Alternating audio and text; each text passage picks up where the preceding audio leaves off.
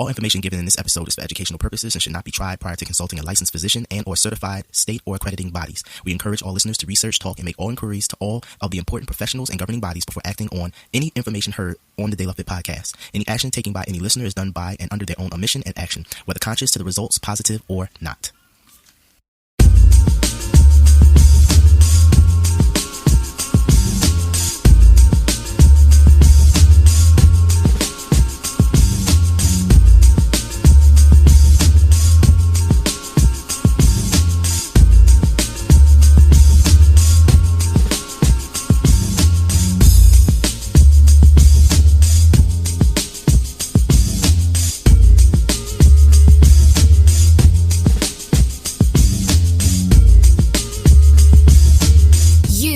Tuned in to the De La Fit Podcasts, 360 degrees of holistic fitness and health, all in one podcast.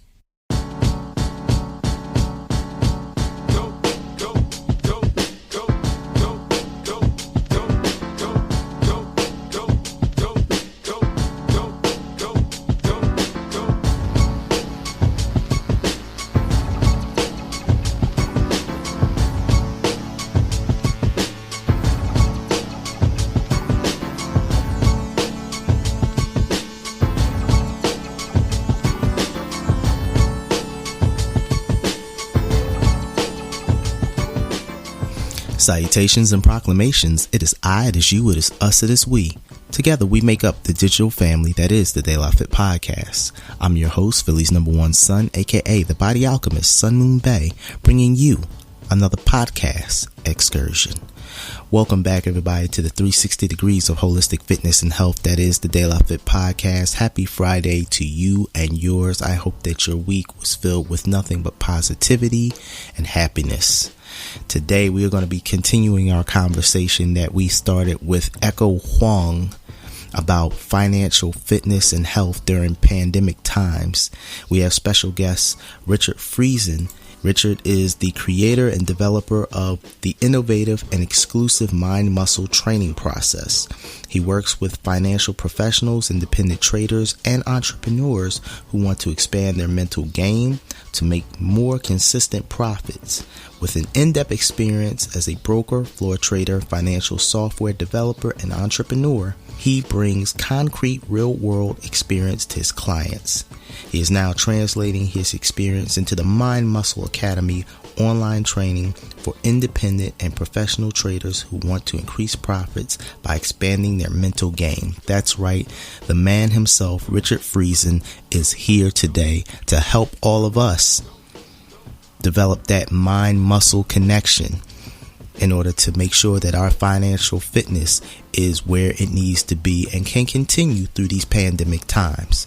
So I'm so excited to have this individual here with us today, and we are going to get into this conversation right after a moment from our sponsors. So let's get this going.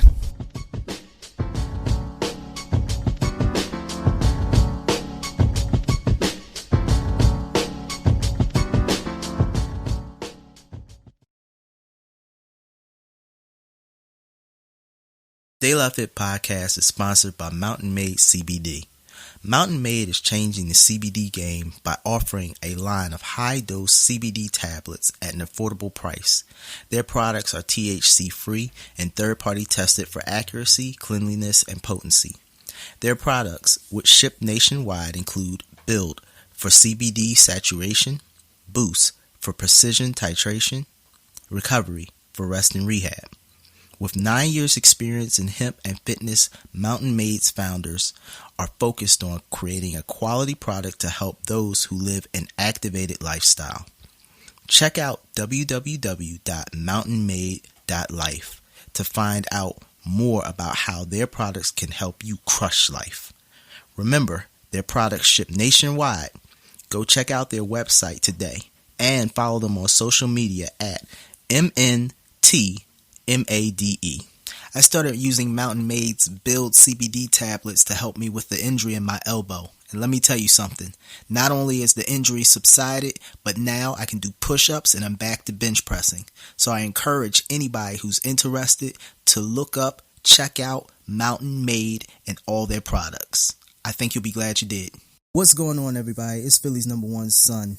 Listen, if you haven't heard about Anchor, it's the easiest way to make a podcast. Let me explain. It's free. There's a creation tool that allows you how to record and edit your podcast right from your phone or computer. Anchor will distribute your podcast for you so it can be heard on Spotify, Apple Podcasts, and many more. You can make money from your podcast with no minimum listenership. It's everything you need to make a stunning podcast in one place. So listen, if you want to be like me and have your own podcast, go to anchor.com. That's anchor.com. You're now tuned in to the De La Fit podcast.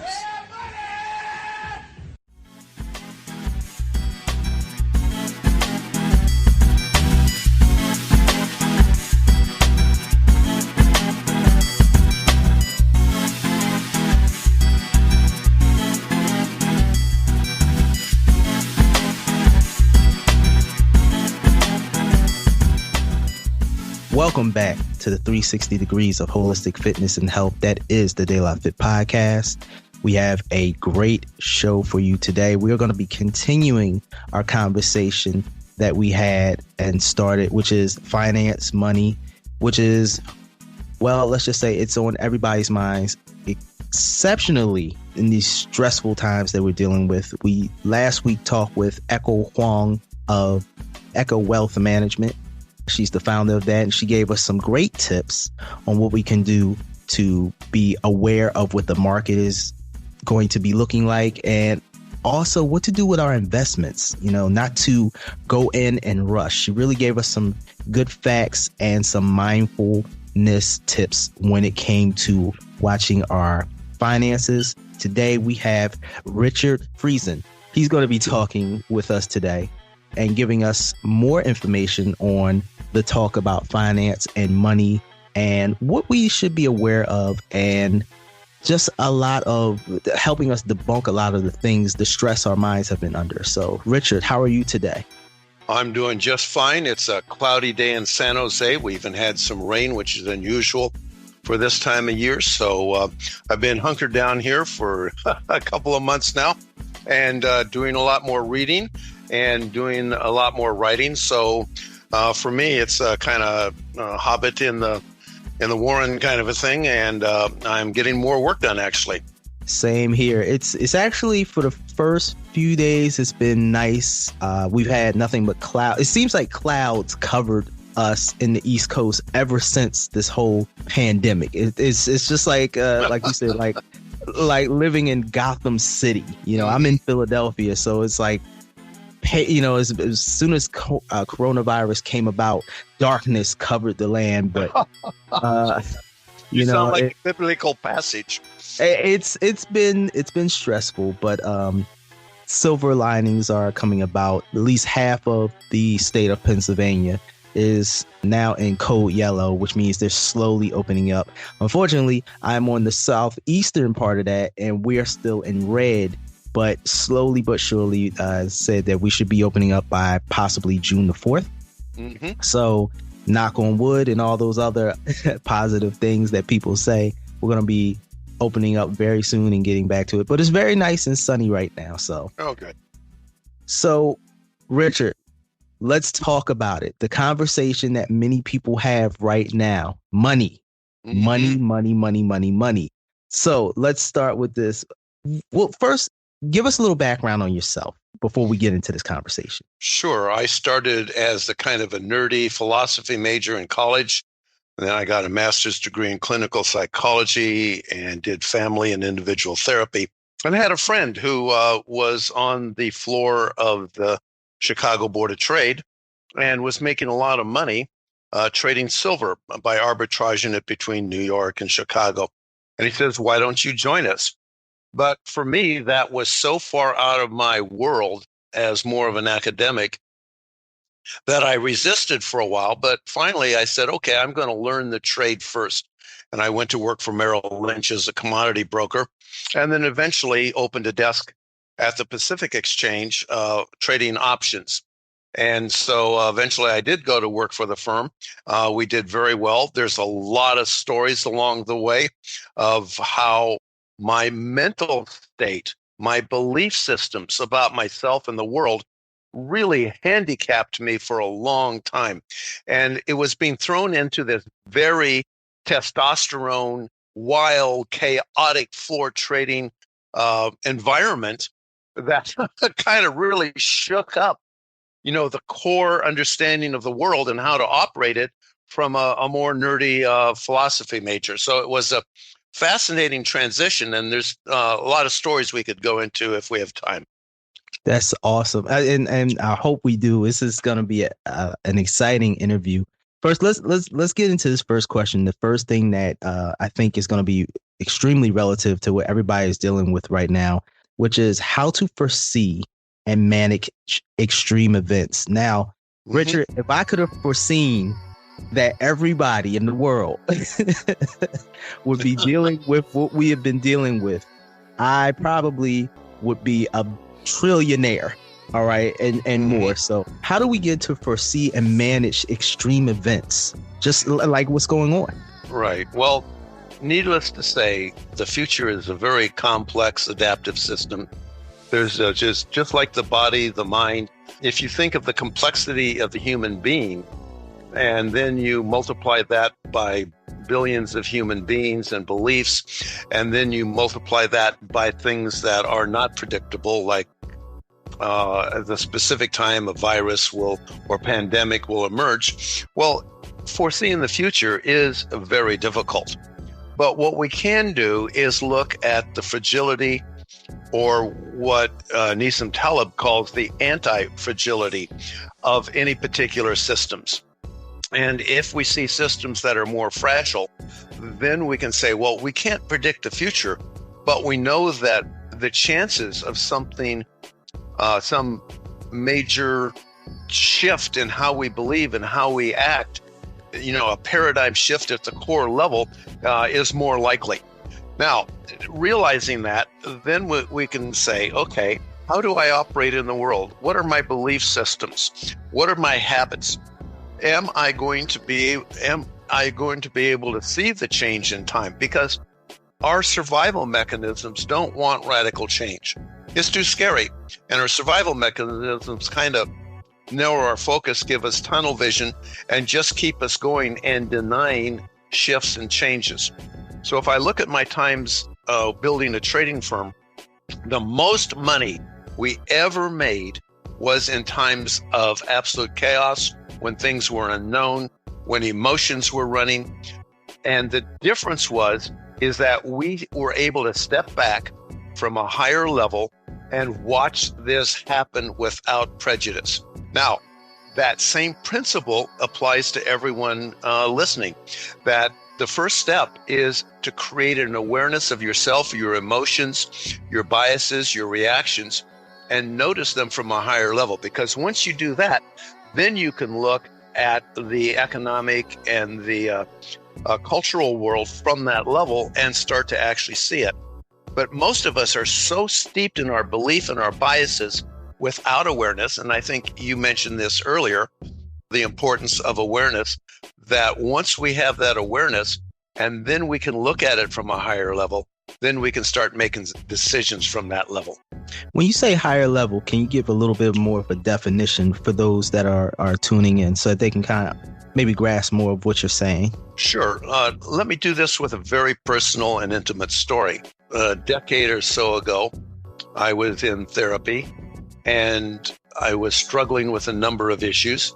And the therapist, a very attractive woman who I felt very positive towards, to say it the least, said something that I interpreted as a negative, as a rejection.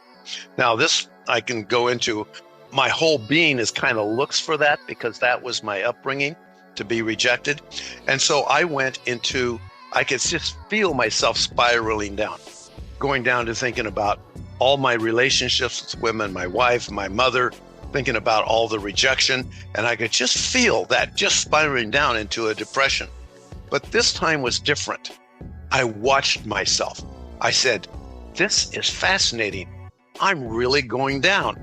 And I just watched myself spiral all the way down to the point where rejection felt so real, so powerful that the world was rejecting me. I mean, this wasn't like at the bottom being in that state. It wasn't like, oh, there's just a negative. It felt concrete and rebar. It just felt so real that at one point the question came up, is life worth living? However, This time was different because I was watching from a higher level. I was saying, wow, how fast I could go from being Rich Friesen, bubbly, optimistic, to Rich Friesen, at the bottom, wondering if life is worth living. So in a sense, maintaining your consciousness of what's really taking place. Right. Got you. Exactly. And as a result, I could say, okay, I'm just going to let this happen and see what happens. I became curious. Now, curious is a powerful word. It's one of the most powerful words there are, because when we're curious, a whole bunch of other things fall in line. It means we're not attached. It means we're interested. It means we're observing the truth. It means that we're open to new possibilities and learning new things. So I became curious about how long this is going to last. And I watched it and I watched it. And then I stepped down into it and felt how ugly it was. And at some point I said, oh, I'm done with this. And just spiraled all the way back up. So gotcha.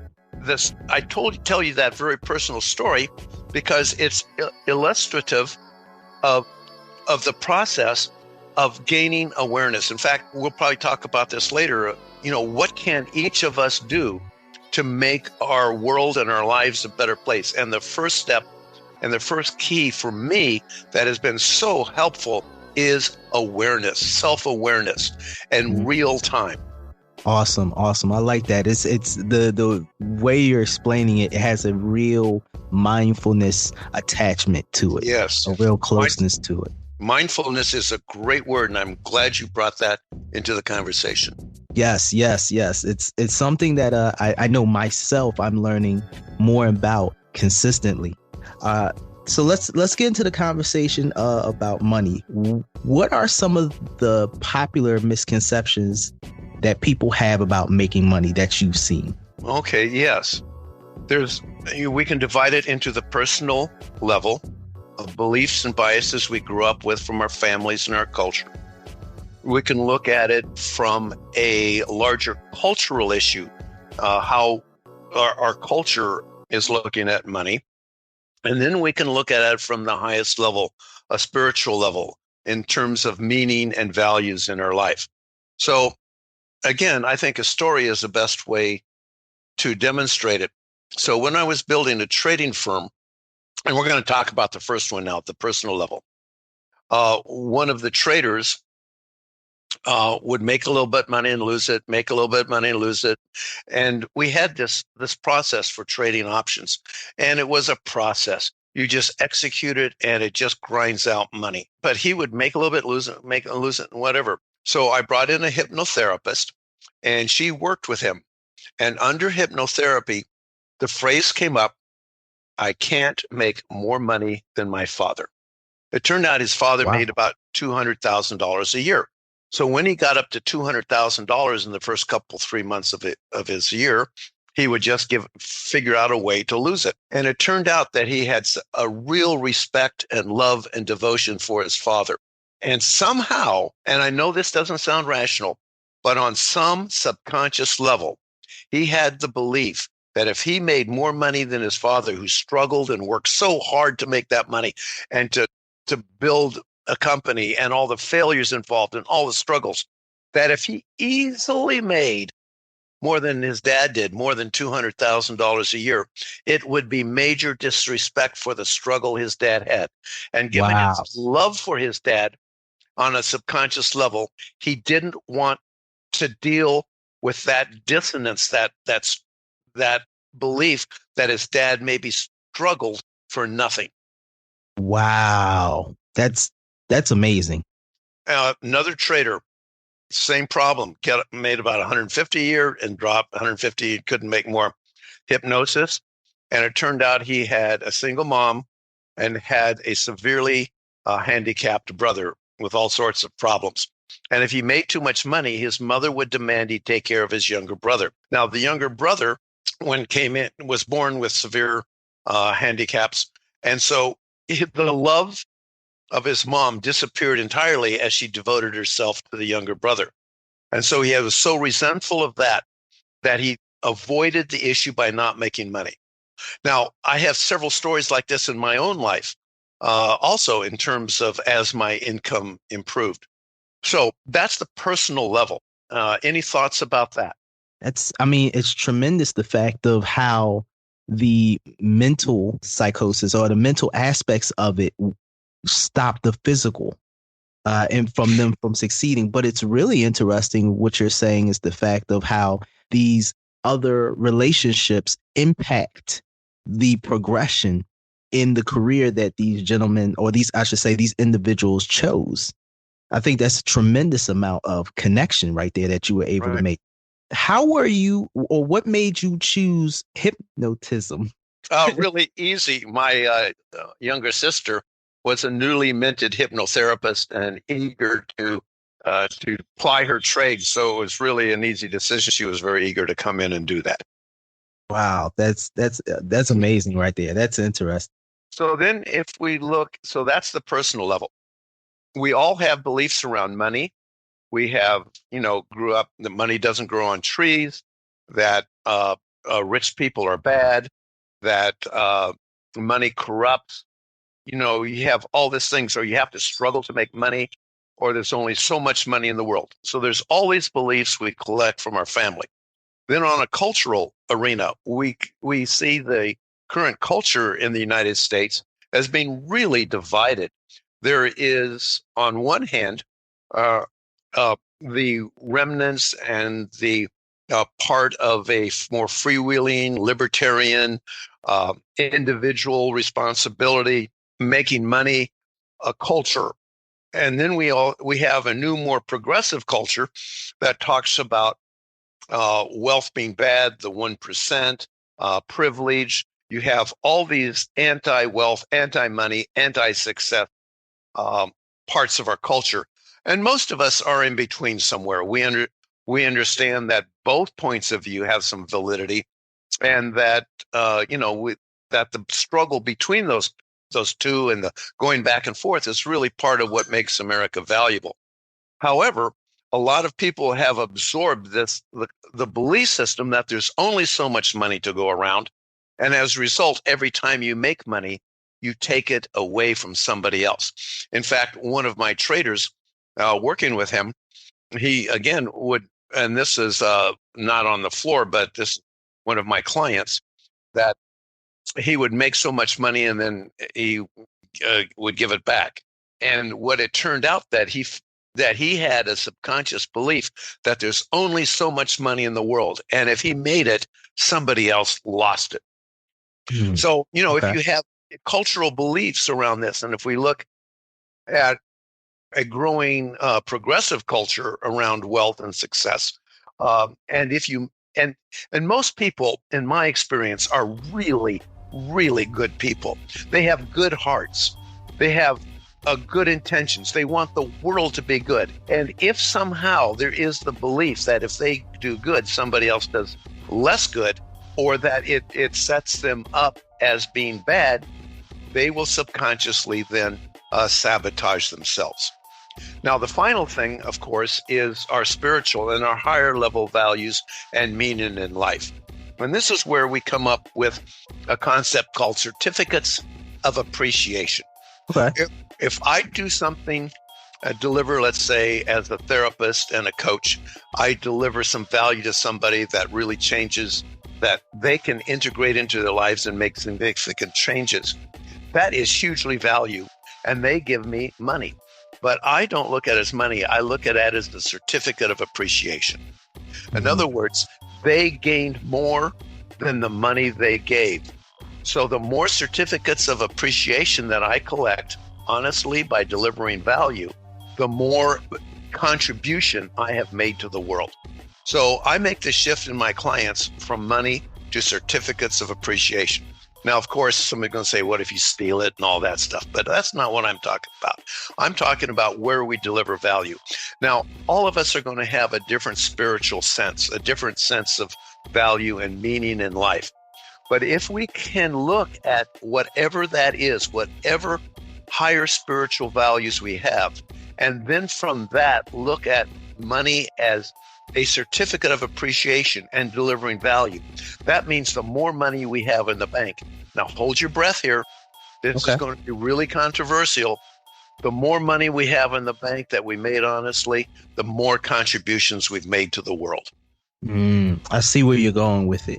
And it's a sense of changing the mentality that we've been taught about money and how to think about it and what we're giving to the world, instead of almost the give it to me, almost like with the old speech that President Kennedy said, ask not what your country can do for you, ask what you can do for your country.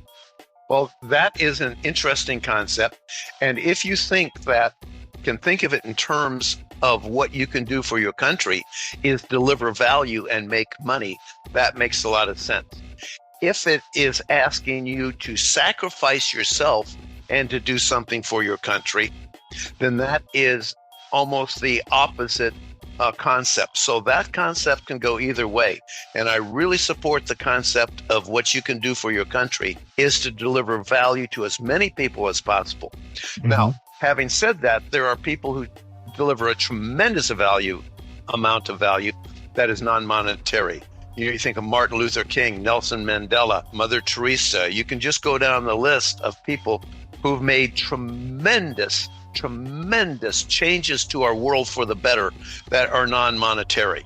And that is a wonderful spiritual choice that everyone can make. Now, or that anyone can make. Now, that's not for everyone, but that does not change the value we can add through commercial endeavors. Understood. So why do we need to have a conversation with money? And what does that mean? Okay. So this is a fascinating question because it's really intrigued me. So I'm writing a book called Conversations with Money. And in it, the main character, Joe, is really confused about money. And this apparition comes to him that calls himself Money. So money itself starts to have a conversation with Joe and go through all his inner conflicts, his biases, his values, his spirituality, his attitude toward money, wealth, and success. And one by one deals with them through these conversations. In fact, there's an exercise that I have my clients do, and we have a course coming up called Conversations with Money. And in the course, they do this exercise. And in this exercise, you put out 3 chairs all facing each other. I won't go into a lot of detail here, but you sit in each chair. One chair is yourself and your current beliefs. One chair is money, and one chair is a wise observer. And as you sit in the chair, you talk to money. And, for example, a typical conversation of a client will be something like, Money, why do you avoid me? Why do you just come and then you go? Why can't I hold on to you? Why can't you give me more of yourself? I'm really pissed at you. I've had those conversations, Rich. What? I've had those conversations plenty of times. Well, good. In fact, if you want, we could right now have that voice and have that conversation. Is there anything you would like to say to money? Money, I would appreciate it if I would see more of you in abundance at times. Right. It would be very helpful.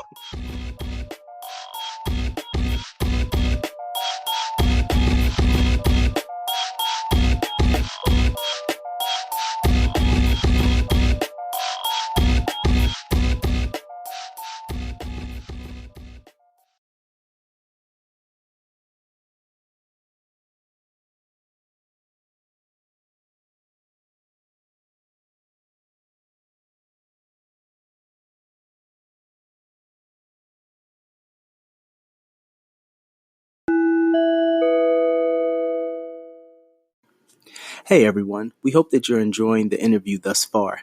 We'd just like to take some quick time out to remind everybody to like, follow, share, and subscribe. With every like, follow, share, and subscription, it helps the Daylight Fit podcast to grow. And the more we grow, the more information we can bring to you, the listener. So please Take some time out, like, follow, share, and subscribe. Thank you.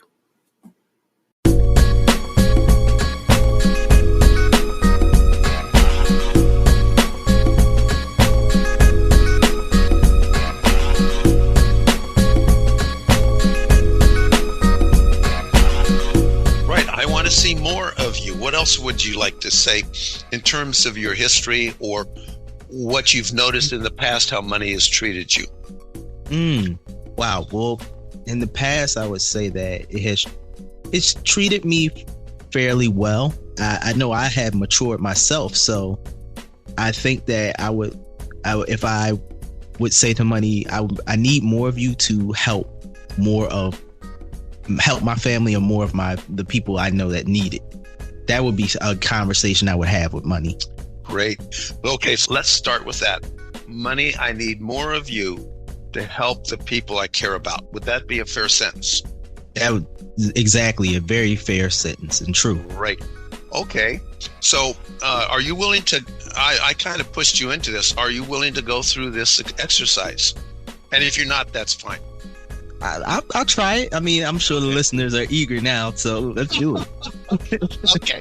Now, I want you to imagine you talking to money and money sitting in a chair. If you had a representation of money, what would it be? It could be gold or a pile of $100 bills or a bank statement. What if you just were to make a physical representation of money? What would it be for you uniquely? Wow, it's interesting because the moment you said that, I pictured a person in a very fancy suit, sitting in a chair, kind of looking at me like, almost Shark Tank like, right? Expensive shoes and just looking at me, very confidently. Okay, so what I would like you to do now is lean back and close your eyes. Okay. Imagine that person in the suit and the shoes and everything is just right, and that person's really confident. So I want you to move over and slowly become that person. I want you to slip your toes inside his toes, slip your fingers inside his fingers, start breathing with his lungs, allow your heartbeats and your heart to merge together. And I'm going to give you a moment to do that. Just feel yourself slipping into this confident person who's dressed impeccably. And just notice how things shift. Your heartbeat shifts. Your posture changes. Your facial muscles change. Just notice all the shifts in how you feel as you slip inside this confident, well-dressed person. And I'll give you a moment. Okay. Okay, so you're there. So now you're looking at yourself across in the other chair. And this person just said, I want more of you to take care of those I love. So as you hear that from this position, how do you experience what he said? I would say the first thing that came to my mind is fear. Okay, so that he has fear? No. If I understood correctly, I think you're saying I'm looking at myself in that position. So if it's me looking at myself in that position, it's the first thing that came across is fear.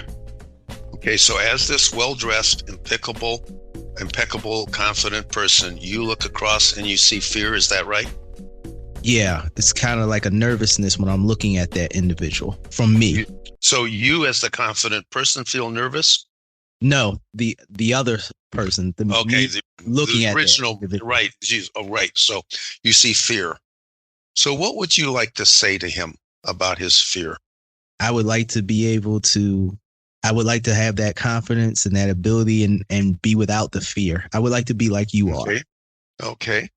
So now stay inside the well-dressed person that's confident and look back at that original you and talk to him from the position of confidence.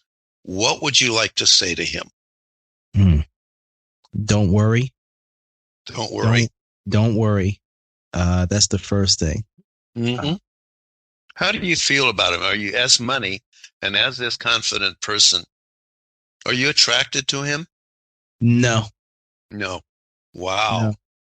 I mean, no, honestly. Okay. So how far apart are you from him right now, physically? Wow, we're actually, I would say, almost like a room apart. A room Not a apart. whole. Yeah, like he's sitting across the room and I'm sitting across the room. Okay. So you're not interested in being closer.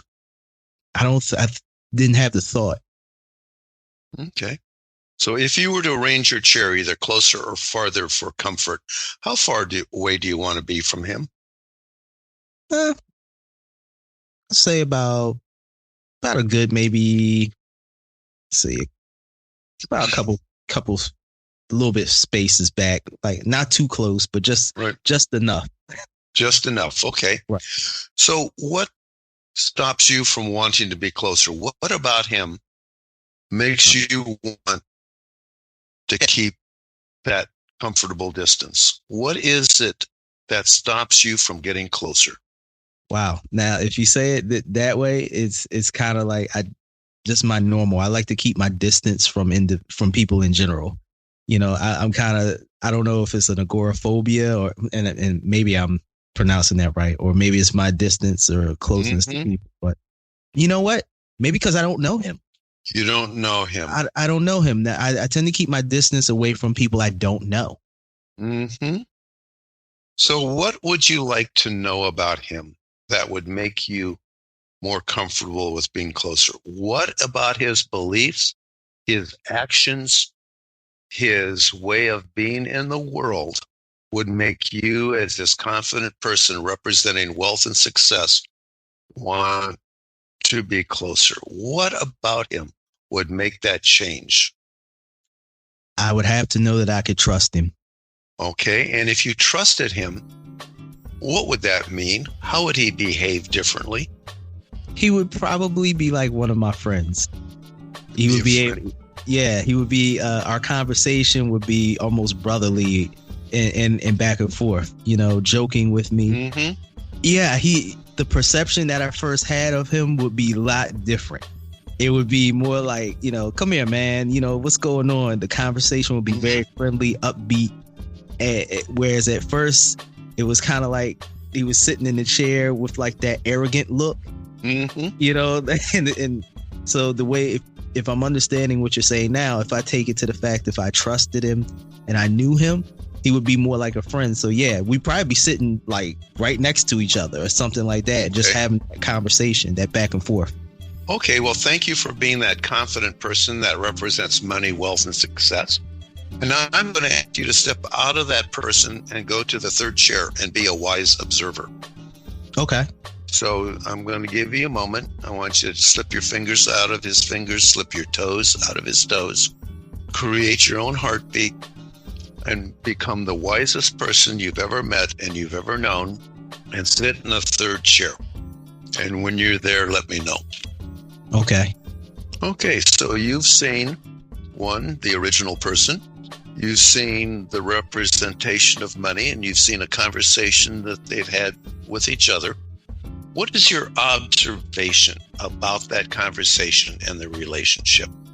And given your wisdom and understanding both personalities, you might have some insights about what prevents them from working together. What am I using my total conversation that they both had, from how they changed to me coming over here? You've observed the entire conversation. You know them both very well. You know their history and their patterns, and you've seen and listened to the conversation. And so as a wise observer, what prevents them from being closer? They don't know each other. They don't know each other. They don't know each other. They didn't know each other. Money was very confident, and he knows he's confident, and he knows what he looks like.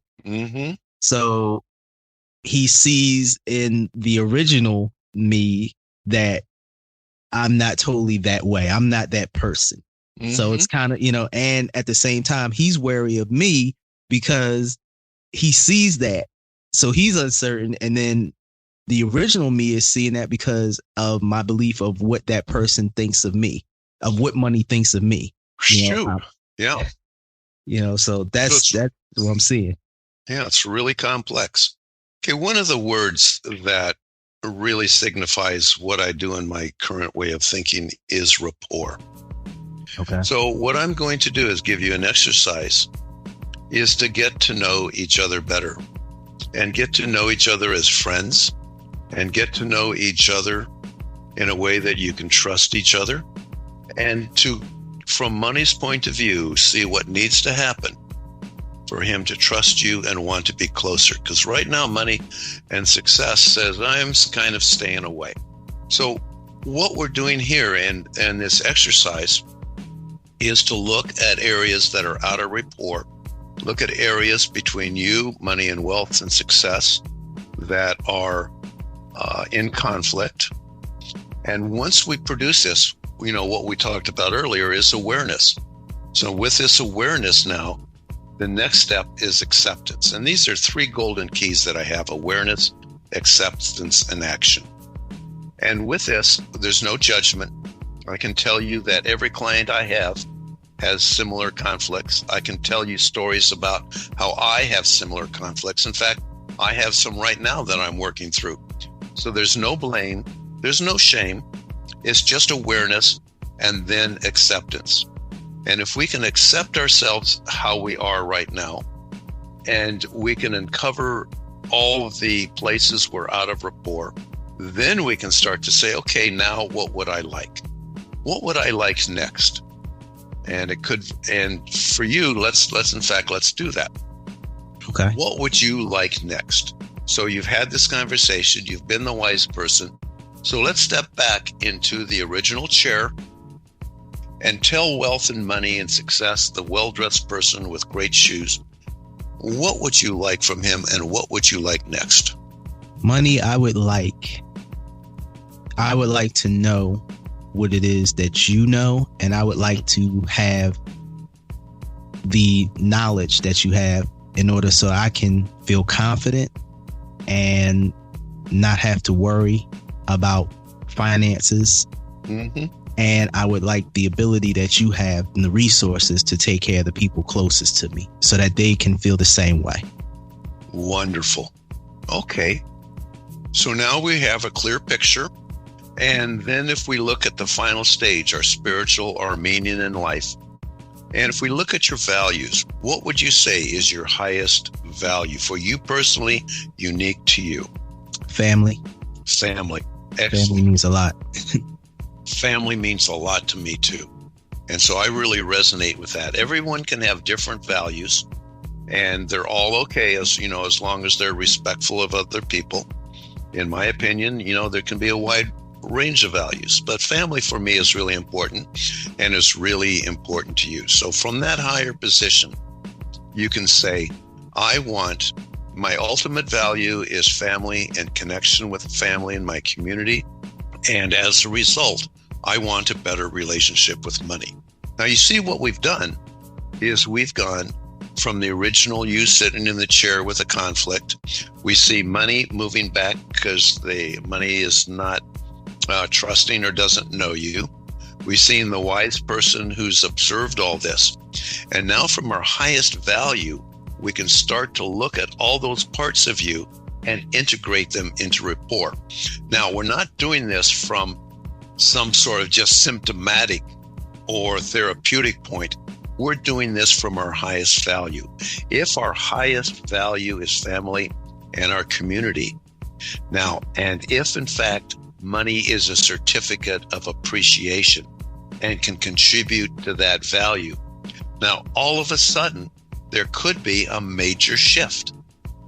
And the major shift then is, how can I deliver value to other people in a way that they give me more certificates of appreciation that honor my values, honor who I am, and give value to other people? Wow.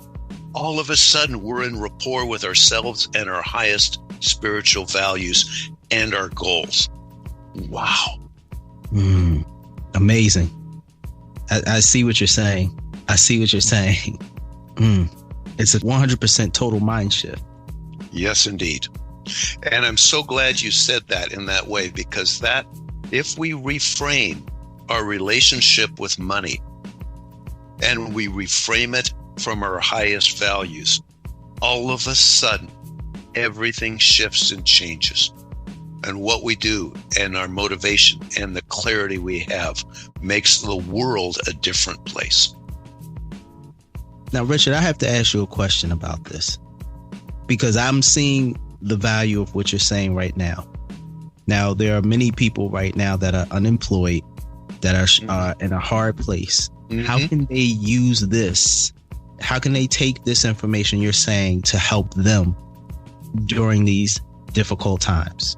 Yes. So what typically happens during difficult times is we drop back into our survival mode, fight or flight. We narrow our vision, we narrow the possibilities, we hunker down. You know, you talked about the integration of mind and body. Our physiology changes, the hormones change. There's a book called The Hour Between Dog and Wolf, and they took blood tests of traders when they were successful and when they went through big losing streaks. Our whole neurochemicals shift depending on our status. And if we're in fear, we have a whole different set of brain processes than we do when we're feeling on top of the world and successful. So the shift to these survival mode, these chemicals in our brain, then reduces the amount of choice we have. So during these times, there's also a tremendous amount of opportunity. And it is challenging to see those opportunities from the point of our survival mechanisms of fight or flight. So there's processes that we have. In fact, I'm doing this myself.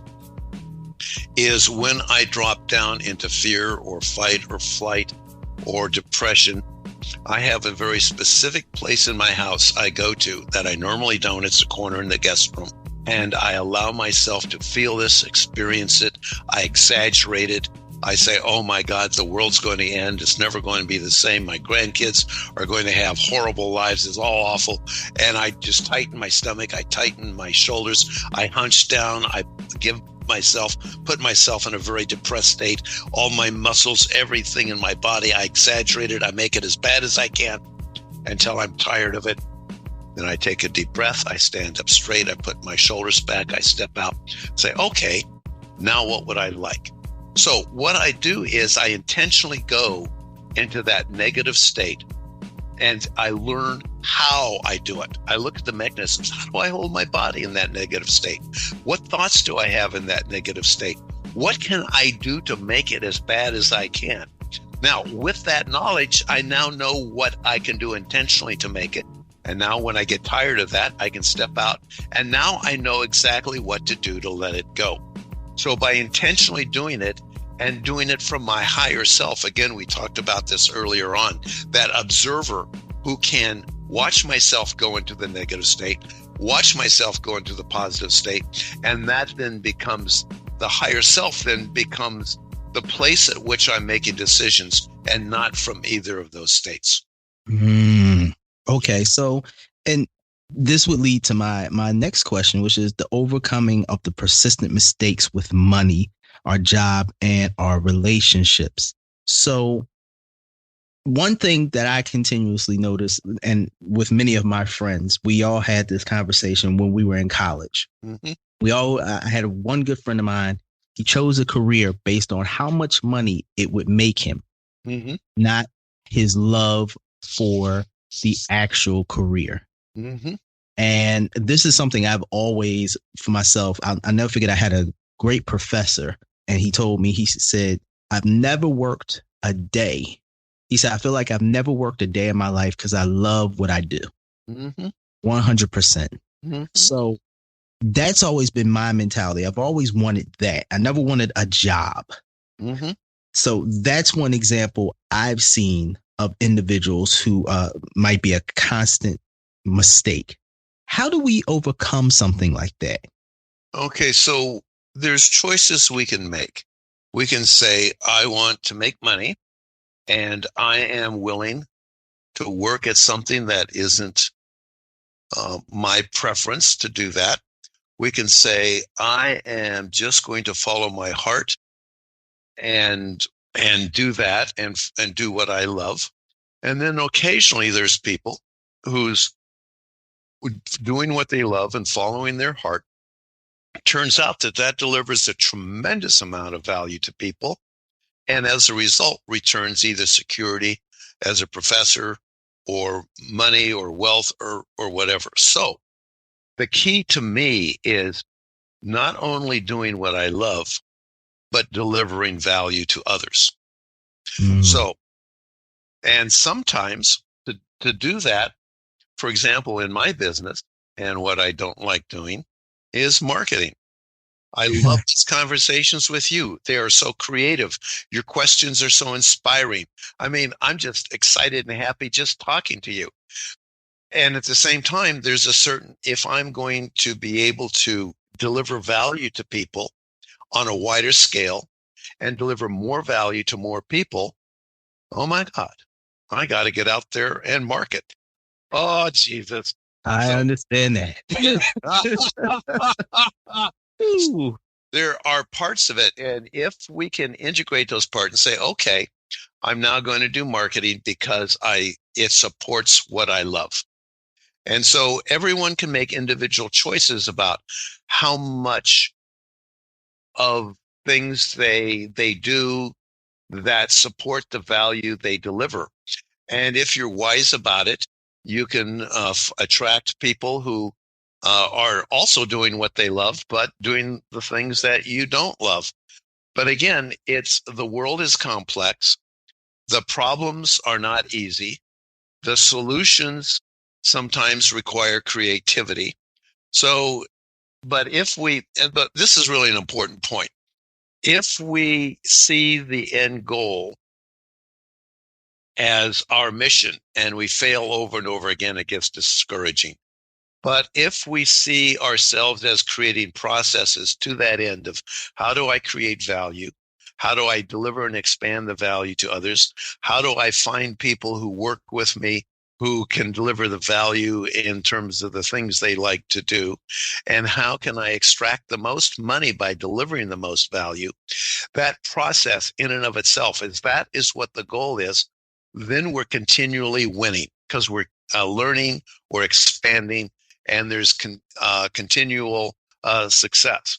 But if we look at a specific goal, such as making $5 million or some number, and we continue failing at it, then our neurochemicals shift and we go into failure mode. So what in my model and how I think is, what is the processes and daily processes and habits and beliefs and systems that I can create for myself that continually support delivering value to others. And when I go into that state, then everything I do is a win. Richard, three tips that you would like our listeners to take away from this interview today. Well, we talked about that, and what I have come to is the golden keys. And the golden keys are first awareness. If your stomach is tight, your thoughts are negative, you're feeling angry or upset or depressed, let's just become aware of that. We don't have to run away. We don't have to avoid it. In fact, avoidance just builds more pain. The first step is awareness. And there's all sorts of self-awareness stuff out there. There's lots of websites and processes that help you, from meditation to exercises that can really improve your awareness. The second step is acceptance and curiosity. What do we discover? I mean, if you were an anthropologist and you discovered a long-lost tribe that had not any contact with civilization, you wouldn't say, oh my God, they're not wearing clothes, or oh my God, they have puberty rituals that are disgusting, or God, they eat bugs, that is awful. No, as an anthropologist, you would be curious about everything. So let's be anthropologists to ourselves and accept what we learn and be curious about it.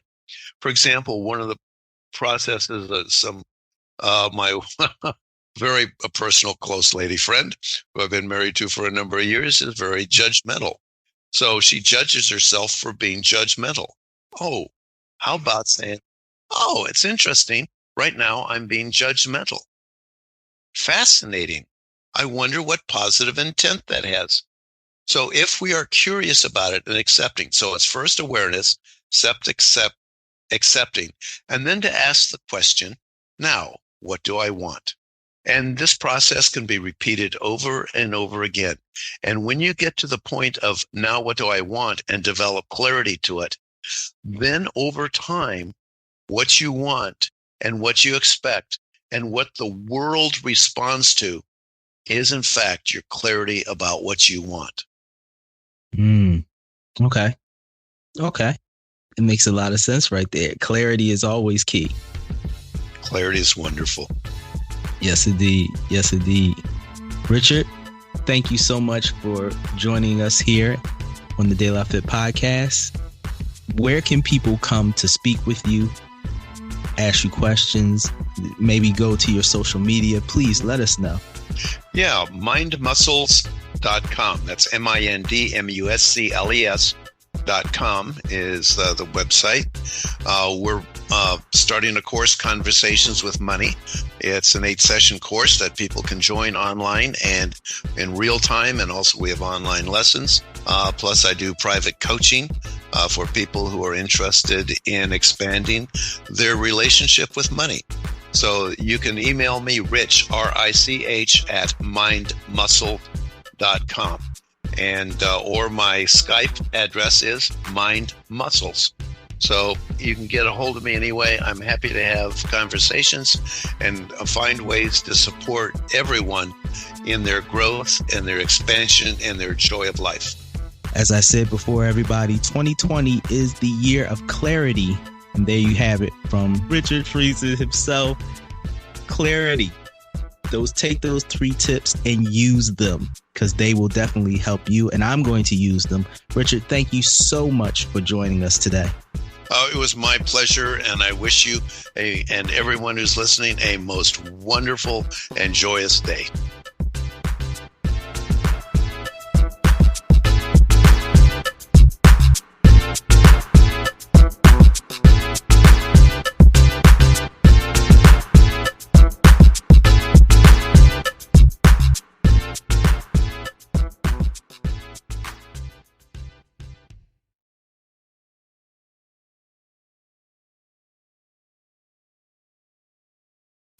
Hey, you, with the earbuds in their ear. Have you ever wanted to start your own podcast? When I was trying to get my podcast off the ground, I had a lot of questions. How do I record an episode? How do I get my show on Apple Podcasts, Spotify, and all the other places people like to listen? How do I make money from my podcast? The answer to every one of these questions is really simple. Anchor. Anchor is a one-stop shop for recording, hosting, and distributing your podcasts. Best of all, it's 100% free and ridiculously easy to use. And now Anchor can match you with great sponsors too, so you can get paid to podcasts. I like to upload my episodes directly to the app and then promote. So if you've always wanted to start a podcast, make money doing it. Go to anchor.fm/start to join me in the diverse community of podcasters already using Anchor. That's anchor.fm/start. I can't wait to hear your podcast.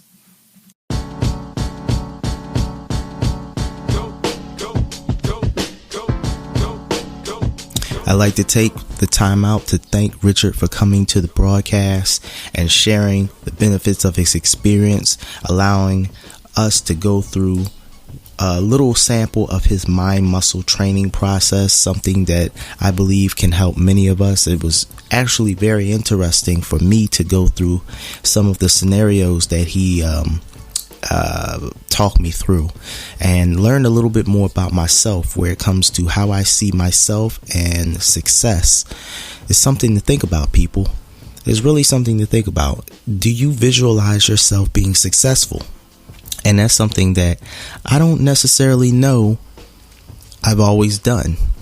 And even the conversation of visualizing, I know it's been said that you have to visualize and talk and affirm what's going on, what you want to be real.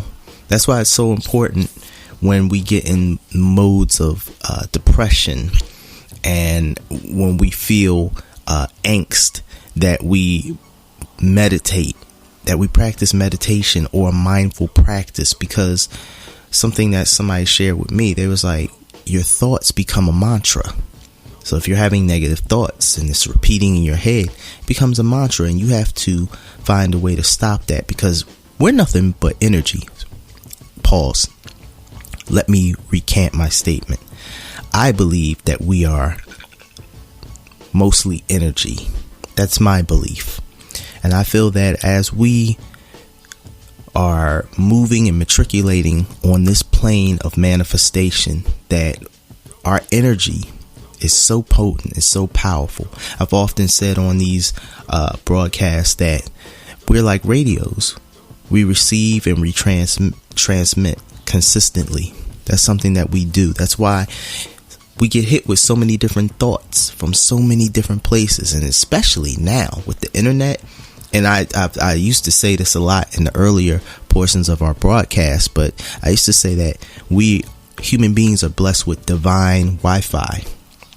That's why we can catch on to each other's thoughts and hear things, and we're connected. You know, we used to be connected even more so to the Creator's divine Wi-Fi. We could hear his voice, or we could hear her voice, you know, and it was easier. I won't say easier, but I think we were a lot less hesitant to follow the Creator's voice, because if you look at everything around right now, there's so much that vies for our attention. Look at the internet, look at social media. And I hate to blame everything on social media, but I just think it's a good example. If you look at it, social media is constantly vying for your attention. Look at this. Look at that. Look at her. Look at him. What are they doing? What are they doing? What is this doing? Buy this. Buy that. Do it now. Check me in the morning. Check me in the evening. Check me in the summertime, whatever.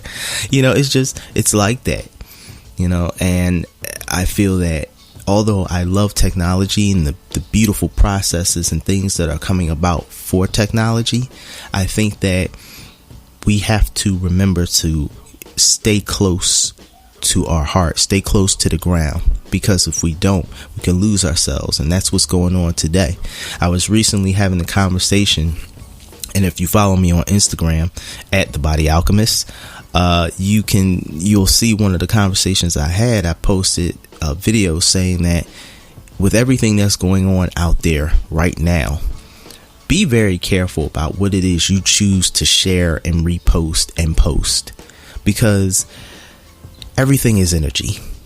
And with all of the discontent, frustration, anger that is going on in the world right now in our society, it is very important for us to pay attention to what we allow ourselves to share. I've seen numerous people share information that was not healthy. And when I say not healthy, it's not that the sharing of the information couldn't be used in the proper way, but it's how we frame things.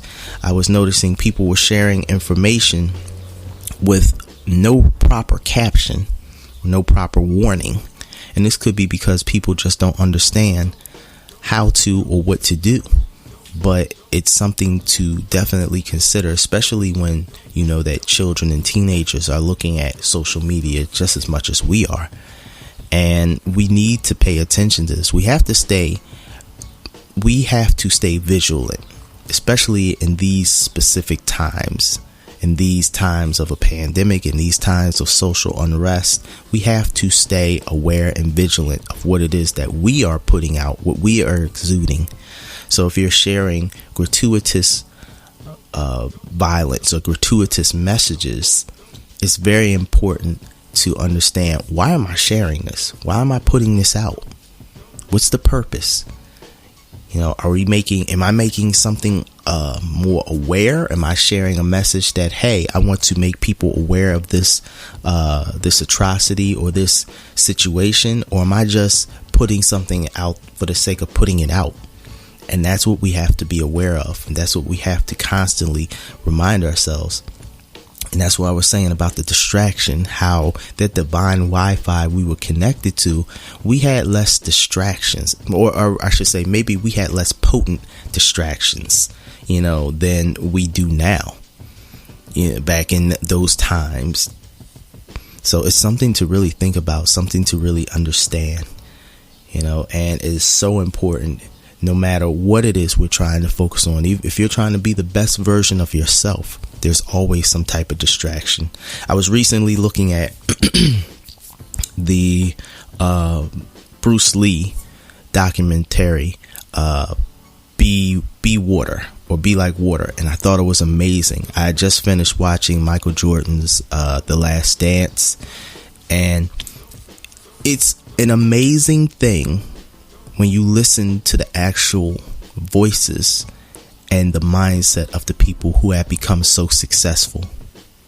I think a lot of times the one of the unfortunate things that we have to or we have in many different situations with people that we have some type of admiration for is that if we don't actually hear their voice break down their thought process, their true thought process, then it leaves a lot of speculation. It leaves a lot of open doors.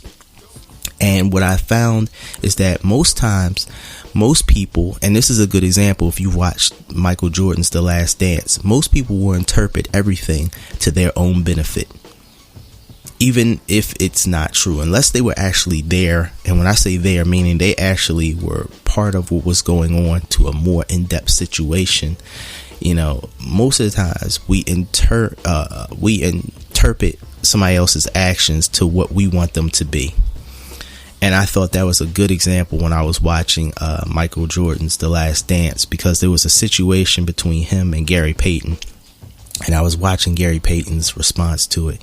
And he was saying about how Michael Jordan, this is around the time he had just came back after retiring from basketball. He had been playing baseball. And he was saying that, I put me on him. Gary was saying, put me on Michael. He still didn't have the stamina and the energy and the legs that he had when he was just before he left basketball. He wasn't back in his groove. And Gary was saying, yeah, put me on him. Let me do this. Let me do that. He was like, Michael just wasn't there, and I knew it. And they talked to Michael. They actually showed Michael the video footage that Gary Payton said. And when Michael listened to it, he bust out laughing. And what he was saying about himself was really amazing. He literally was like, and I'm trying not to do a spoiler, but I'm just trying to give an example. He basically laughed off everything that Gary Payton said, and it was like, had nothing to do with anything what Gary Payton was doing. I thought this was a very mindful statement that he made. He was like, it had nothing to do with anything that Gary Payton was doing. Nothing. He was like, I was in my own head at the loss of my father. That's where he was. And I think we need moments like that. We need to hear true moments from people that we respect and people we admire for whatever it is, because when you hear the person's true motives, you get to see that a lot of times the world builds up a lot of fluff and mythology, on that person, and we miss out on the truth.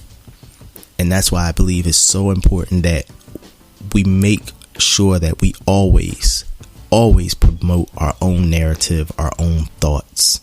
It is so important. That is the key for success. So anyway, I want to thank everybody for joining us today.